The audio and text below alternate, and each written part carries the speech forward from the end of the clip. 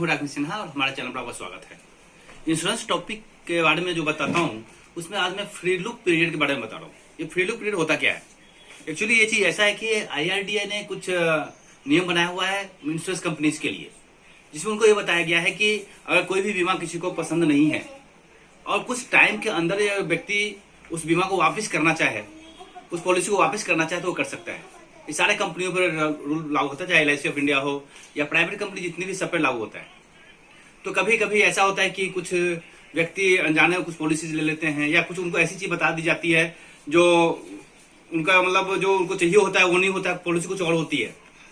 तो इसके लिए IRDAI ने प्रावधान बनाया हुआ है कि जिस भी पॉलिसी के बारे में पॉलिसी होल्डर को अच्छी तरह समझ में नहीं आया था या उसे सही से बताया नहीं गया था, ये जो विरोध जताता है तो उस पॉलिसी को उसे वापस करने का अधिकार है और वो 15 दिनों में उस पॉलिसी को वापस कर सकता है। तो चलिए 15 दिनों में वापस कर सकता है, तो किस तरीके से वापस कर सकता है, किस डेट तक वापस कर सकता है, कैसे वापस कर सकता है, इसके बारे में कुछ मैं आपको लिख के बताने जा रहा हूँ। आइए समझते हैं। तो अभी मैं बता रहा हूँ कि जैसे फ्री लुक पीरियड के बारे में बता रहा हूँ ना, फ्री लुक पीरियड। तो फ्री लुक पीरियड के बारे में अभी मैंने जो बताया है, उसके अलावा जो मैं एक लिखकर जो बताने वाला था वो ये चीज है कि मान लीजिए किसी ने प्रपोजल दिया, इंश्योरेंस कंपनी में प्रपोजल भेजा, राइट, प्रपोजल। तो प्रपोजल जो भेजता है उसका एक प्रपोजल डेट होता है, राइट। और प्रपोजल डेट मान लीजिए कोई भी तारीख है, आज कोई भी तारीख एक ले लीजिए, मान लीजिए कि 4 अप्रैल 2020, 4 अप्रैल 2020 है। और उसके बाद क्या होता है कि प्रपोजल के बाद में क्या होता है कि पॉलिसी फाइनल की जाती है, यानी पॉलिसी का जो एक DOC आता है, डेट ऑफ कमेंसमेंट। ये डेट ऑफ कमेंसमेंट जो होता है मैंने यहाँ से शुरू होती है पॉलिसी, वो डेट होता है। मान लीजिए प्रपोजल डेट है 4 तारीख को, पॉलिसी के लिए आपने जमा करवाया, सारा फॉर्म जमा किया, LIC ने एक्सेप्ट किया उस प्रपोजल को, और एक्सेप्ट करने के बाद में पॉलिसी नंबर इश्यू हो गया, राइट। तो DOC यानी DOC डेट ऑफ कमेंसमेंट, मैं यहाँ पे लिख रहा हूँ डेट ऑफ कमेंसमेंट, यानी कि यहाँ पे वो चीज शुरू हो जाती है जहाँ पे पॉलिसी नंबर आपका मिल जाता है, यानी यहाँ पे पॉलिसी नंबर इश्यू हो गया, इस डेट को पॉलिसी नंबर क्या हो गया, पॉलिसी नंबर इश्यू हो गया। तो जिस डेट को पॉलिसी नंबर इश्यू हुआ है उस डेट से शुरू हो जाता है आपका काउंटिंग 15 डेज का। तो ये DOC एंड पॉलिसी नंबर का जो डेट सेम चीज होता है। अब मान लीजिए कि DOC का डेट, अब DOC डेट, ठीक है, DOC डेट, अब प्रपोजल जो हुआ था वो 4 अप्रैल का हुआ था, और जो पॉलिसी नंबर फाइनल हुआ एक्सेप्टेंस के बाद में पॉलिसी शुरुआत हो गई है, वो मान लीजिए कि 10 अप्रैल से शुरू हो गया, 10 अप्रैल 2020 से शुरू हो जाता है। तो 10 अप्रैल 2020 से शुरू होता है, तो होता क्या है यहाँ पे कि कुछ व्यक्ति ये सोचते हैं कि चलो पॉलिसी हमें मिल गई है, चलो ठीक है, और व्यक्ति तक एक होता है FPR होता है, फर्स्ट प्रीमियम रिसीट होता है। जैसे DOC का जो फाइनल होता है ये, तो एक जो इंश्योरेंस कंपनी जो है वो FPR काटती है, फर्स्ट प्रीमियम रिसीट।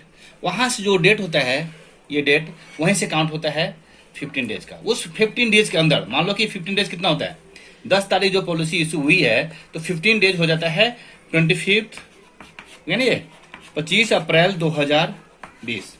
यानी कोई भी व्यक्ति इस डेट तक पॉलिसी को वापस कर सकता है।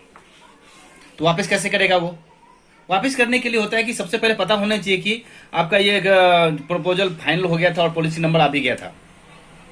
तो उसके लिए बहुत सारी चीजें हैं। अगर आप एजेंट से थ्रू करवाते थे, उनसे FPR मांग लीजिए तो आपको पता चलता है। कई बार क्या होता है कि एजेंट्स इसको या आप तक नहीं पहुंच पाता, किसी तरीके से मैसेज नहीं पहुंच पाता है। कई बार कुछ भी होता है, तो वो डेट अगर निकल गया है उसका यदि हम कंप्लेन करते हैं कि हमें वापसी करो, तो ये पॉसिबल नहीं होता है। तो इस डेट को ही ध्यान रखना होता है और तभी पॉलिसी वापसी होती है। हालांकि जल्दी पॉलिसी वापसी नहीं करनी चाहिए, पहले देखना चाहिए कि क्या है वो, किसी के बहकावे में नहीं आनी चाहिए। कई बार ऐसा होता है कि एक एजेंट अच्छी तरह पॉलिसी समझाते हैं और कोई दूसरा और तीसरा व्यक्ति कुछ और समझाने लग जाता है, तो उस केस में क्या होता है कि व्यक्ति मिसगाइडेड हो जाता है और चाहता है कि पॉलिसी को मैं वापसी कर लूँ, तो वो चीज़ सही नहीं होता है।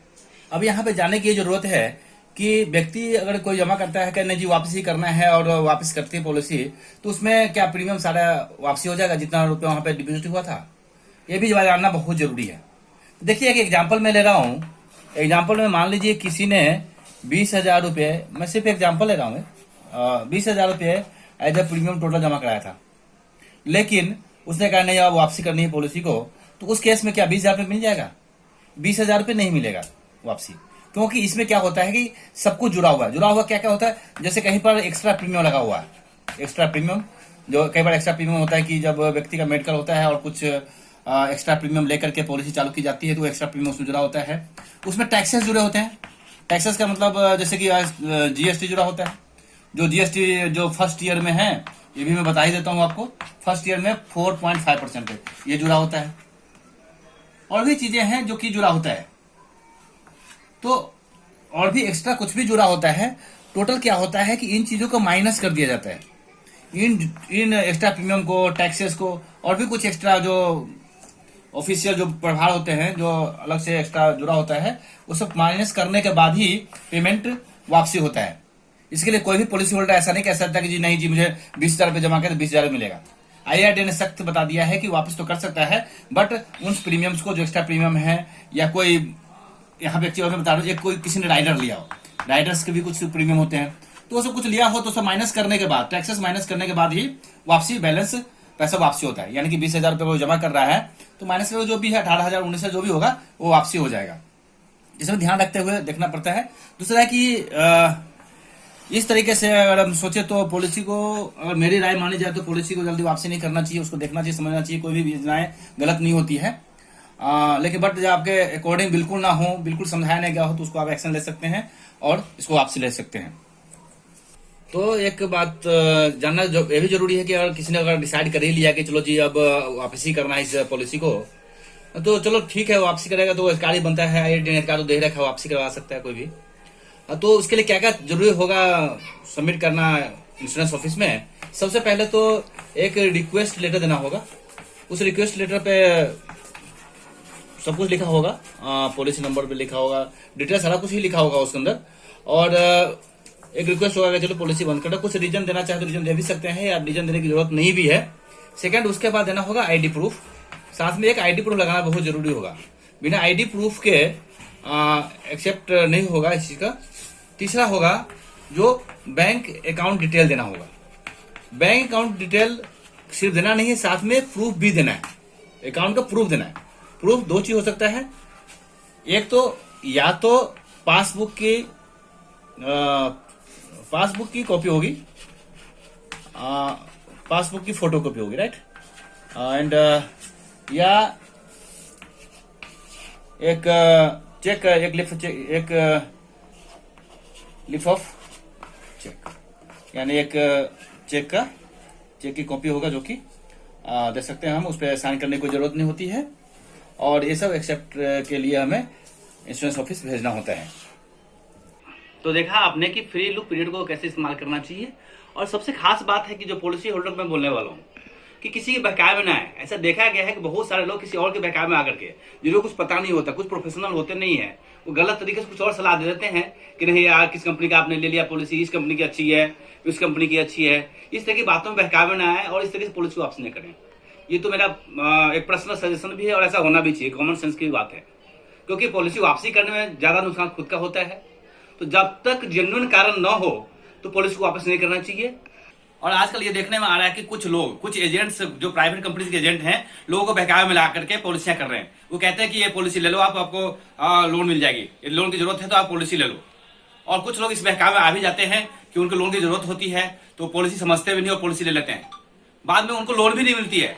अब इसमें सोच में पड़ जाते हैं कि अब क्या करूं, न उनको पॉलिसी के बारे में पता होता है कुछ भी, न बीमा का कुछ भी पता नहीं होता, कुछ फीचर्स के बारे में पता नहीं होता है। तो ऐसे लोगों को तो जरूर ही पॉलिसी को वापसी करनी चाहिए, और इसके लिए IRDAI ने एक बढ़िया रूल बनाया हुआ है, इसका इस्तेमाल जरूर कीजिए, और मैं तो कहूंगा कि जरूर कीजिए। वीडियो देखने के लिए धन्यवाद। हमारे चैनल को लाइक कीजिए, सब्सक्राइब कीजिए, कमेंट कीजिए, और जितना ज्यादा अपने ग्रुप्स में शेयर कीजिए, अपने कम्युनिटी में शेयर कीजिए, ताकि ज्यादा लोगों को पता चल पाए इस इंश्योरेंस टॉपिक्स के बारे में। Thank you.